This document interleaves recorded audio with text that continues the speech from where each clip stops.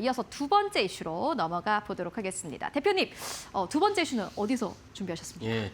두 번째 이슈도 삼성전자긴 하지만 삼성전자의 어떤 본류랄지 반도체나 그 모바일 사업부, 스마트폰이 아니고 네. 가전 사업부를 삼성전자 중국 가전 사업부를 철수하려고 한다라고 이제 일본 그 니케이가 보도를 했습니다. 네, 일단은 삼성전자가 가전 사업을 중국 내에서 철수를 현재 고민하고 있다라고 보도가 나왔는데 그렇다면 이유를 좀 짚고 가도록 하겠습니다. 예.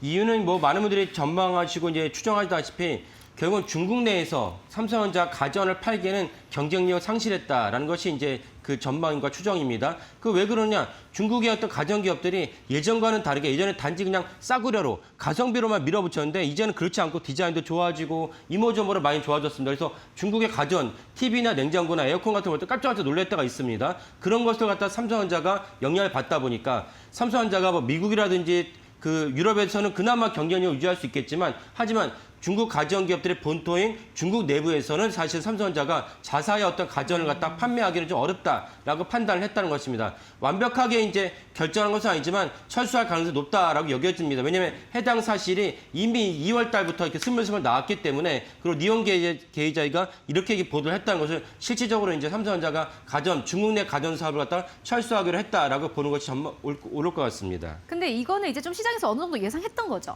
예, 그렇습니다. 예. 삼성전자가 중국 내에 가전 사업을 철수한다라는 소식이 어떻게 보면 공식화돼서 나왔고 전자 입장은 어떤가요? 예. 삼성전자 입장은 당연히 우리는 결정된 바가 없습니다라고 말을 하지만 이제 그 삼성전자에서 가전 담당이 이제 용소구 사장인데 용소 사장이 이제 발언을 보면은 영상 그 중국 사업이 어려운 것은 사실이다. 이렇게 먼저 얘기를 한 다음에 그다음에 여러 형태로 사업을 갖다가 이제 보고 진행 중이다라고 얘기했습니다. 그 말은 무엇이냐? 결국 이제 아까 말씀드린 여러 가지 정황적인 증거, 그다음에 여기저기서 나온 뉴스 종합해 봤을 때 삼성전자가 조만간 중국 내 가전 사업을 갖다 철수를 할 것이라고 보는 것이 타당하다고 여겨집니다. 그렇다면 이제 관련된 여러 가지 이제 부품업체들, 공급업체들도 사실 이미 다 이제 알려졌고 이걸 알려져서 이것에 적응하고 있으라고 봅니다. 심지어 삼성전자가 중국 내 어떤 가전 사업을 철수한다면 재고를 갖다가 이제 팔아야 됩니다. 재고를 이미 팔고 있다는 얘기도 이미 날고 오고 있습니다. 그래서 이건 실질적으로 기정사실이 아닐까 싶습니다.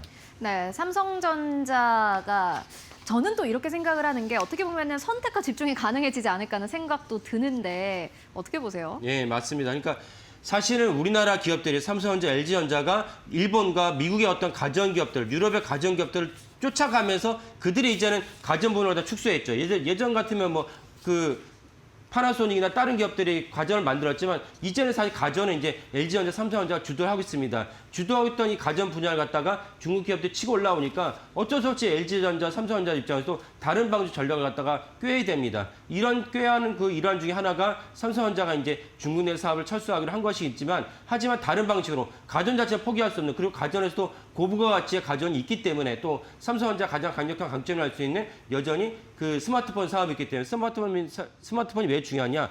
AI 허브 입장에서는 네.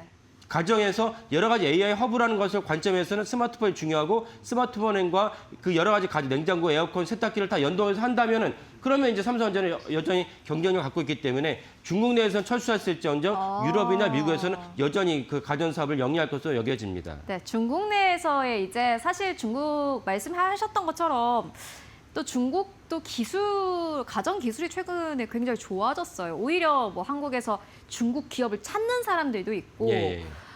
그렇다면 이러한 상황 속에서 삼성전자가 가야 할 길 어떻게 좀 정리해 보면 좋을까요? 예.